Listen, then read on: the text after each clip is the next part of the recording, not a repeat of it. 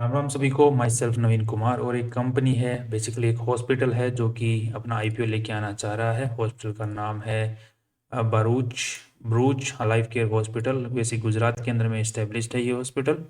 अब देखा जाए तो एक हॉस्पिटल जो है 4 करोड़ रुपए उठाना चाह रहे हैं स्टॉक मार्केट से। सो छोटी छोटे कम पैसे उठाने तो एसएमई सेगमेंट में अपना लेके आ रहा है, वो भी बीएसई के सेगमेंट के अंदर। बीएसई एसएमई जो प्लेटफॉर्म है उसके थ्रू पैसे उठाने का ट्राई कर रहा है।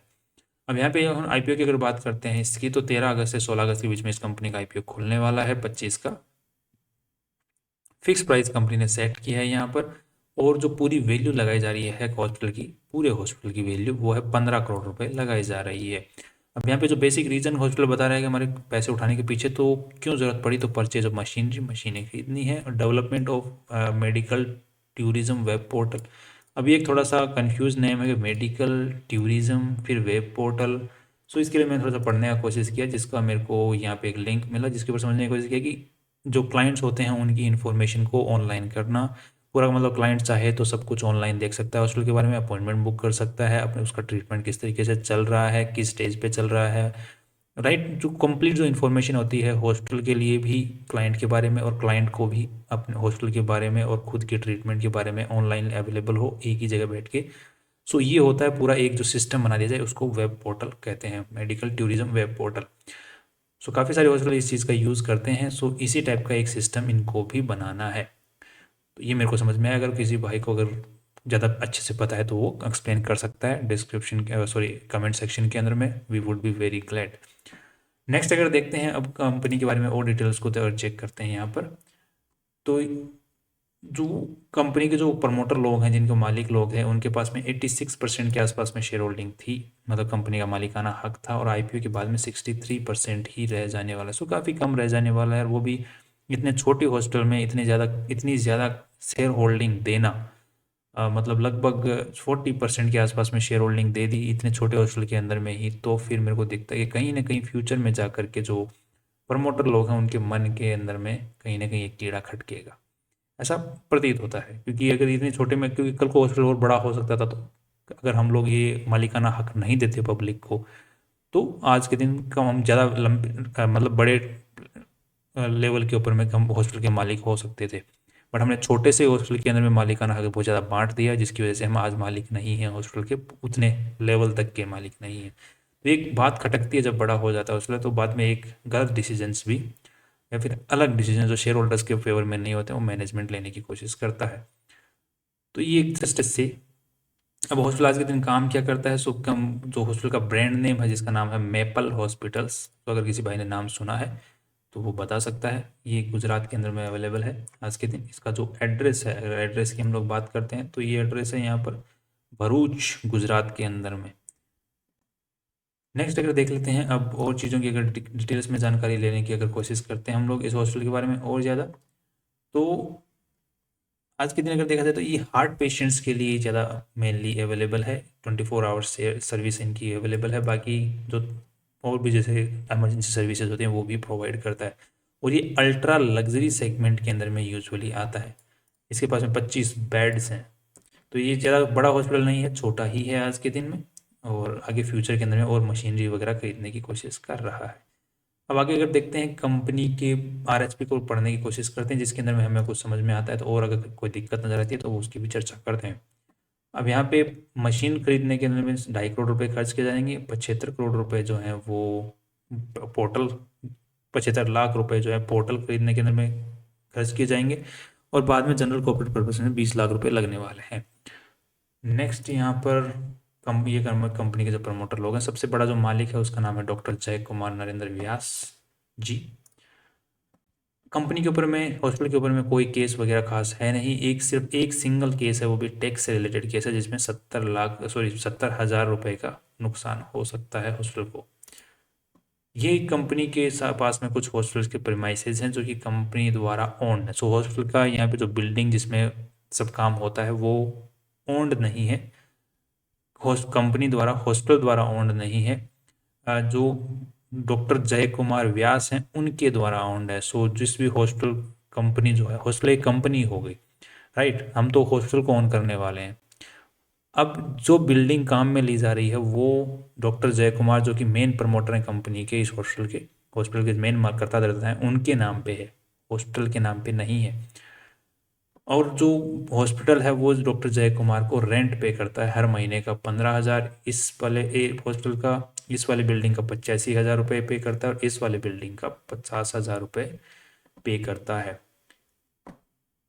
तो यहाँ पे अगर हम लोग देख रहे हैं तो मेरे को लग रहा है कि जय कुमार जी बहुत लंबे टाइम से इस बिजनेस के अंदर में उन्होंने अच्छा खासा पैसा कमाया है और बिल्डिंग्स को खरीद लिया है। बाद में एक नया हॉस्पिटल चेन उन्होंने स्टार्ट किया है, अब जा करके उनको पैसे उठाने की थोड़ी सी सूझ गई है कि और बड़ा क्यों ना हॉस्पिटल कर लिया जाए, वो भी जनता के पैसों से। तो आई थिंक उनको ज़्यादा बेटर होता है कि जो हॉस्टल्स जो कि जो भी प्रीमाइसेस हॉस्पिटल के नाम आ रहे हैं वो हॉस्पिटल के नाम पर कर देना चाहिए, ताकि जो इन्वेस्टर्स उस हॉस्पिटल के अंदर में इन्वेस्ट करने वाले हैं उनके साथ में ज्यादती ना हो। और अब सिर्फ 15 करोड़ रुपए की वैल्यू लगा रहे हैं हॉस्पिटल की, तो उससे बेटर है कि वो 50 करोड़ की वैल्यू लगा देते। बट जो बिल्डिंग्स हैं राइट, उनको हॉस्पिटल के नाम पे रखो।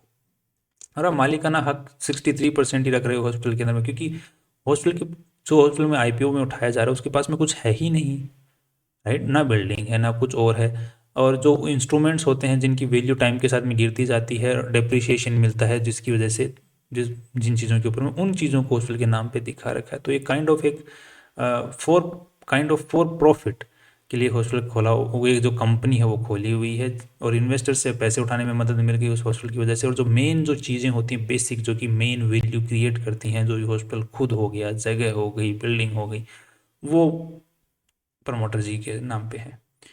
तो ये काइंड ऑफ थोड़ी सी नेगेटिव वाइब जाती है वाइब मार्केट के अंदर में। नेक्स्ट अगर देख लेते हैं, अब खैर हॉस्पिटल छोटा, तो फ्यूचर के अंदर में वो जैसे और शेयर होल्डिंग उठाने के लिए हॉस्पिटल को, बिल्डिंग को नाम कर दिया, फिर और शेयर होल्डिंग उठा ली कम हॉस्पिटल की, तो मालिकाना हक बढ़ा लेंगे वो अपना वापस। तो ये एक तरीका फ्यूचर में अपना सकते हैं और डॉक्टर साहब, तो बेटर तरीका है, इन्वेस्टर्स के हित में रहेगा वो। नेक्स्ट अगर अब देख लेते हैं, अब बैलेंस शीट को समझने की कोशिश करते हैं। तो आज के दिन जो कंपनी की जो बैलेंस शीट की साइज है, 1 सेकेंड, बैलेंस शीट की साइज क्या है, ये लगभग 5,70,00,000 की बैलेंस शीट है पूरी की पूरी। इतने पैसे कंपनी के अंदर में लगे हुए हैं, इस हॉस्पिटल में लगे हुए हैं। अब ये पैसे आए हुए कहाँ से हैं, इसमें से 5.5 करोड़ रुपए तो शेयर होल्डर्स का पैसा आया हुआ है, और इसी के साथ में लगभग 21 शॉर्ट टर्म प्रोविजंस, कंपनी ने 20 लाख रुपए शॉर्ट टर्म प्रोविजंस डाले हुए हैं कि अगर कोई दिक्कत हो जाती है तो इतने लाख का नुकसान हम झेल सकते हैं। प्रोविजन मतलब कि कोई सेट असाइड कर देना, किसी भी, या तो सेट असाइड पैसे अलग से रख देना कि या तो एम्प्लॉय जो काम कर रहे हैं हॉस्पिटल में उनके लिए हैं, या फिर कोई अलग से कोई नुकसान होता है हॉस्पिटल के अंदर में, कंटिजेंट लाइबिलिटी आ जाती है तो उसके लिए अलग से रख देते हैं कि ये पैसा उसके लिए अलग से रख दिया कि बड़ा खर्चा ना देखने को मिले, वरना पैसे की कल को जुगाड़ कहाँ से करें। तो ये प्रोविजंस होते हैं।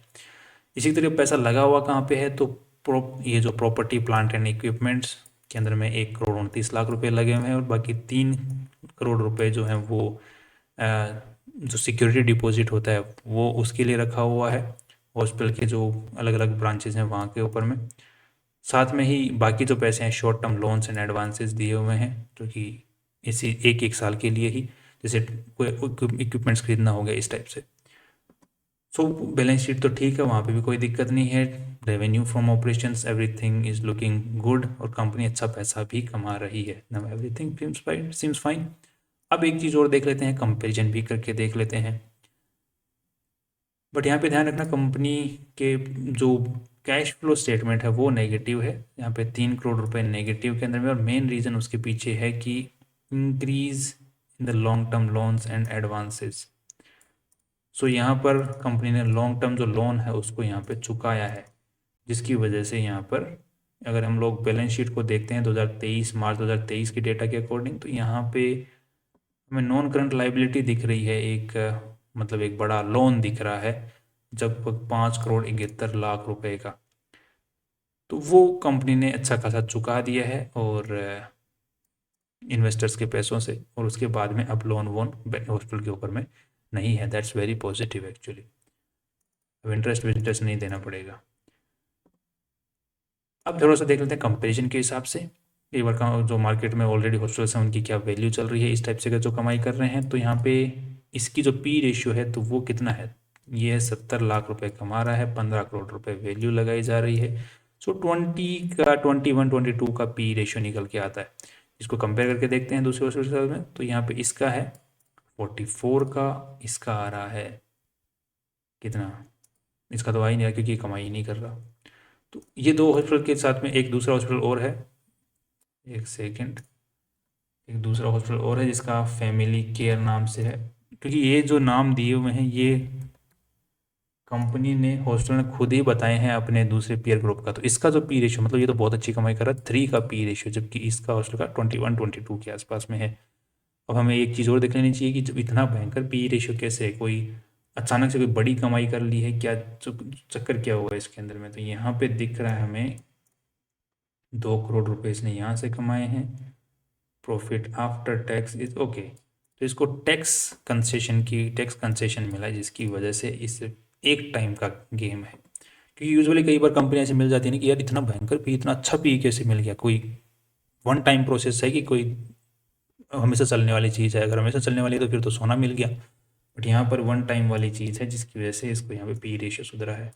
सो ओके, बेसिक पी इसका कितना रह सकता है, तो यहाँ पर हमें ईयरली बेसिस के ऊपर में चेक करते हैं। तो इस साल का, ये कब का, ये मार्च 2024 तक का डेटा है, तो हमें इसको हटाना पड़ेगा। Profit after tax 13 crore, 1 second, 1 1 2 3 4 5 5 value है इसकी। सो यहाँ पे 8-9 के आसपास का आ रहा है, जो कि फिर भी अच्छा पी रेशियो आ रहा है। 8-9 का पी रेशियो बहुत ही अच्छा माना जाता है।